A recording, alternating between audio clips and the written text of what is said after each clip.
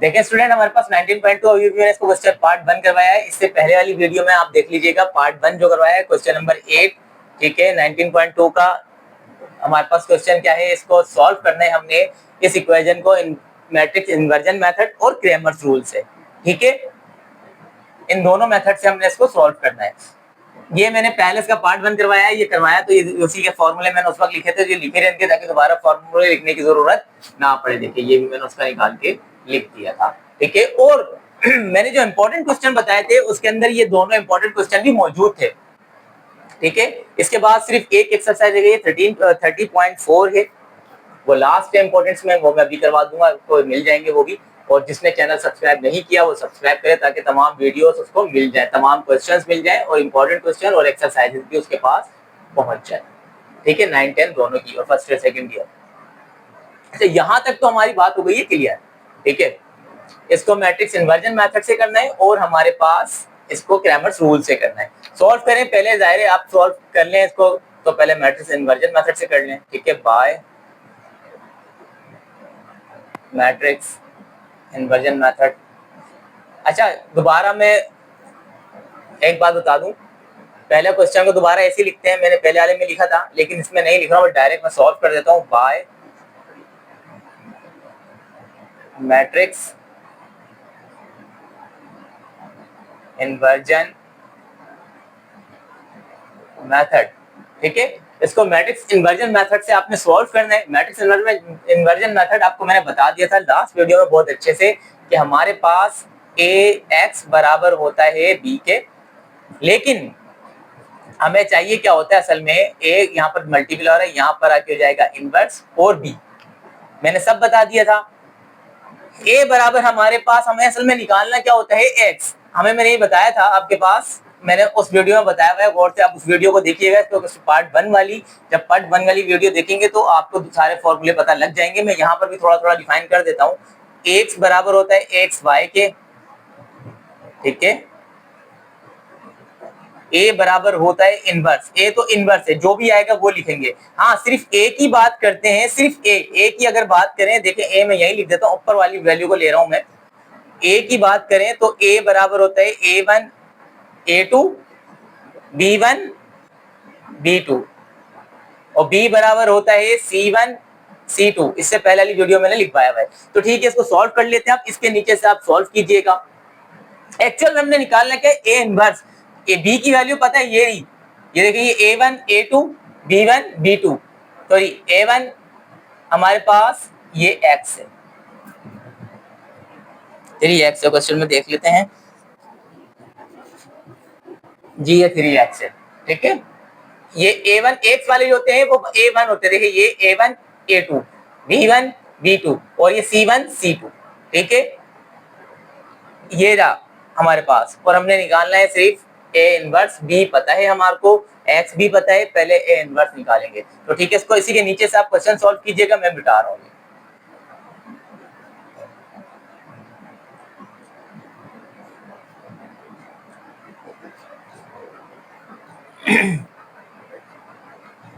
हमारे पास याद रखिए कि पहले तो इस इक्वेशन को मैनेज कर लें ताकि आपको ax 4y is equal to minus का 12, देखें पहले x वाला लिख लें ताकि आपको a1 आराम से पता चल जाए और फिर y वाला, ताकि आपको b1 भी b2 भी आराम से पता लगे।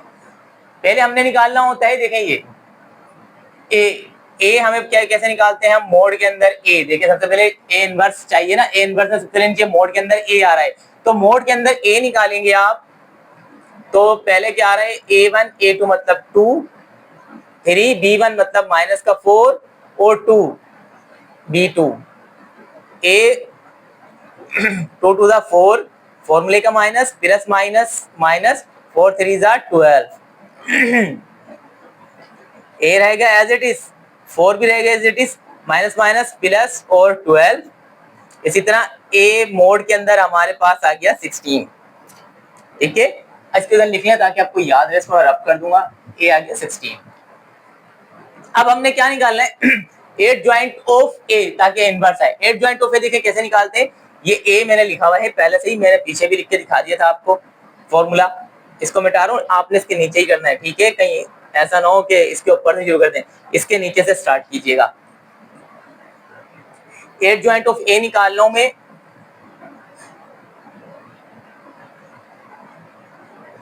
देखिए एड ज्वाइंट ऑफ ए कैसे निकालते हैं।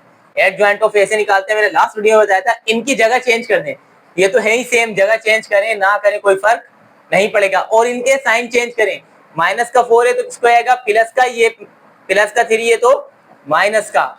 ये एड ज्वाइंट ऑफ ए है। देखिए एड ज्वाइंट ऑफ ए भी आ गया, मोड के अंदर ए भी आ गया। अब आपके पास क्या निकल सकता है, ए इनवर्स। तो यहां लिख लें A inverse. Adjoint of A ऊपर आ, देखिए फॉर्मूला ये लिखा हुआ है, लिखने की जरूरत नहीं है। एड ज्वाइंट ऑफ ए आपने निकाला क्या है, 2 माइनस का 3 4 और ये 2। इसके नीचे हमारे पास मोड में ए आ रहा है और ये बराबर किसके 16 के हमने निकाले पीछे। ये देखें 16 इन सबके नीचे है, तो बारी बारी इन सबके नीचे 16 लिख दें। ए इनवर्स 2 के नीचे 16 माइनस 3 के नीचे 16 4 के नीचे 16 यहां पर 2 के नीचे 16। ठीक है, अब जो कट रहे वो काट दें। देखिए 2 1 2 2 8 16, तो ये रहेगा 1/8। ये नहीं कटेगा, माइनस का 3 अपॉन 16 रहेगा एज इट इज, ये कट जाएगा। 4 1 4 4 4 16, ये हो जाएगा 1/4। ये 2 1 2 2 8 16, तो ये आएगा 1/8। क्लियर, 1/8 हो गया। अब इसको मजीद सॉल्व कर लेते हैं आगे। ए इनवर्स आपके पास आ गया, इसको मिटा देते हैं।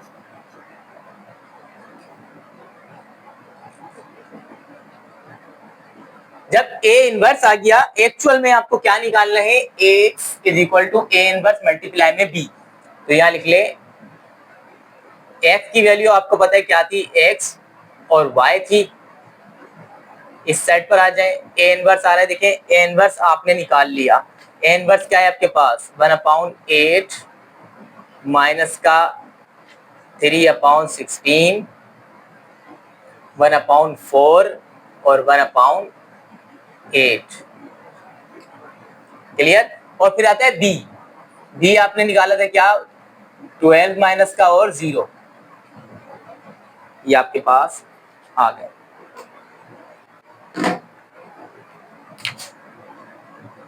X Y as it is रहेगा। देखें इसको क्यों मल्टीप्लाई करते हैं, ये रो चलती है और ये कॉलम।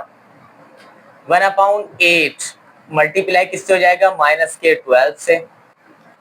इसी तरह बीच में प्लस आता है, 1/4 मल्टीप्लाई हो जाएगा 0 से। इसी तरह माइनस का 3/12 मल्टीप्लाई हो जाएगा आपको, फिर यही रो ये कॉलम माइनस के 12 से, बीच में हमेशा प्लस 1/8 मल्टीप्लाई हो जाएगा 0 से। ठीक है, अब हमने क्या करना है देखें, x y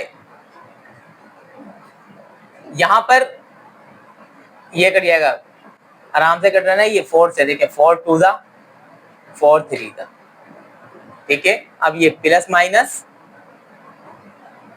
माइनस 3 1 3 और नीचे 2। 0 से कोई भी चीज मल्टीप्लाई होगी 0 हो जाएगी, इसको छोड़ के 0 हो जाएगा पूरे। देखिए इससे मल्टीप्लाई हो तो भी 0, डिवाइड हो तो भी 0, इसी तरह ये भी 0। तो इसको सॉल्व कर लें, ये हो जाएगा। देखिए 3 4 4 4 16 4 3 12, लेकिन ये माइनस का 3 है, माइनस माइनस प्लस 3 3 9 हमारे पास, और 4 डिवाइड में है तो 4। ये हमारे पास आ गया x और y, यहां ऊपर लिख देते हैं।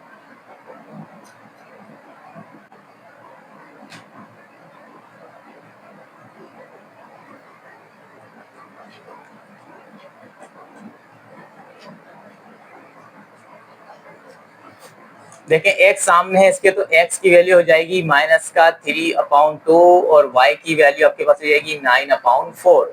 चाहे तो इसको सोल्यूशन सेट करके भी लिख सकते हैं, -3/2 और 9/4, और यही इसका आंसर है। चाहे तो ये भी आंसर लिख सकते हैं, इतना करने की जरूरत नहीं है। ठीक है, अब हमने ये हमारे पास हो गया matrix inversion method. Matrix inversion method याद रखिएगा, मैं यहाँ इसका लिख देता हूँ। पहला है -3/2 और 9/4। अब देखते हैं क्रेमर्स रूल से भी आंसर यही आना चाहिए। अब डायरेक्ट सॉल्व करेंगे, ठीक है, क्योंकि मैंने पिछली वीडियो में सब समझाया था। क्रेमर्स रूल के फॉर्मूले ये लिखे हुए हैं। डी निकालते हैं क्रेमर्स रूल में a1 a2 b1 b2। देखिए ये पहले तो हम इसको मैनेज करके लिख लेते हैं इस इक्वेशन को, 2x और फिर यहाँ पर -4y = -12। इसी तरह ये पहले x वाला लिख लें, 3x प्लस का 2y, क्योंकि हमेशा पहले प्लस आता है फिर 0। ठीक है, अब देखें क्रेमर्स रूल में क्या आता है, a1 a2 b1 b2। हमारे पास a1 a2 b1 b2 और c1 c2। पहले सबसे पहले लिख रहे हैं by using Cramer's rule. Bye Cramer's rule, जब क्रेमर्स रूल से करेंगे तो क्या होगा हमारे पास, सबसे पहले हमें निकालना पड़ेगा डी। ठीक है, हेयर करने की जरूरत नहीं है आपको हेयर करके लिखना, क्योंकि पिछले क्वेश्चन में मैंने बता दिया हेयर करके लिखेंगे a1 a2 b1 b2 c1 c2, फिर उसके बाद अपने डी निकालना है। लेकिन अगर आपको ये आता है तो आप डायरेक्ट भी कर सकते हैं। पहले आप निकाल लें डी। डी क्या होता है, a1 a2 b1 b2। a1 क्या है 2, a2 क्या है 3। इस तरह b1 -4 और b2 क्या है 2। d बराबर 2 to the 4, हमेशा बीच में माइनस, और ये माइनस प्लस माइनस, 3 4 12, और d जो हमारे पास आ गया 4 माइनस माइनस प्लस का 12, और d हमारे पास आ गया 16। ये तो हमारे पास मैट्रिक्स इन्वर्जन मेथड से ही किया है हमने। ठीक है, अच्छा ये इक्वेशन में इसी को सही कर देता हूँ। पहले लिख देता हूँ 3x, क्योंकि मैं ये मिटा दूंगा ना पूरा, और ये लिख देता हूँ 2y। फिर इसमें से देख देख के सॉल्व करते रहेंगे।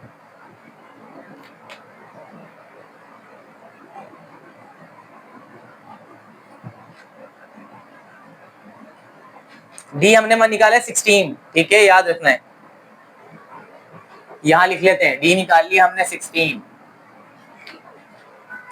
अब हमने निकालना है dx, तो यहां लिख लिया dx।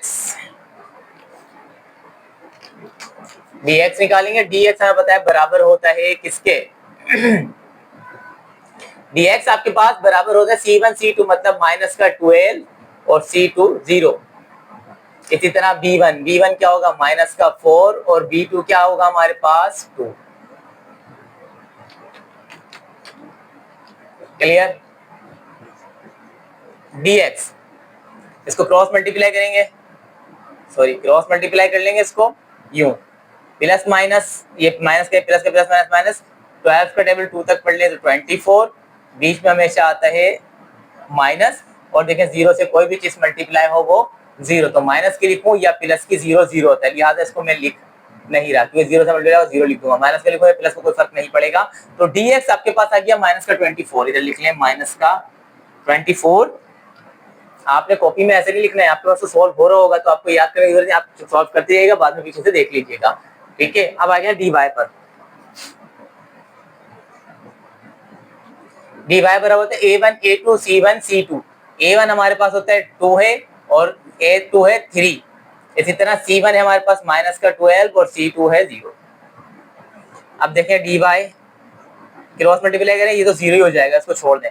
बीच में फॉर्मूले का माइनस और प्लस माइनस, -3 12, 3 का टेबल 12 तक तो 36।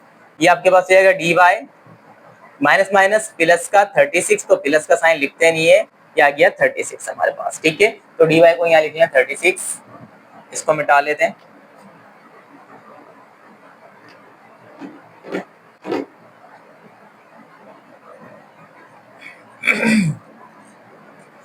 एक्चुअल में हमने क्या निकालना है, x और y जो सोल्यूशन सेट है, तो लिख रहे हैं नाउ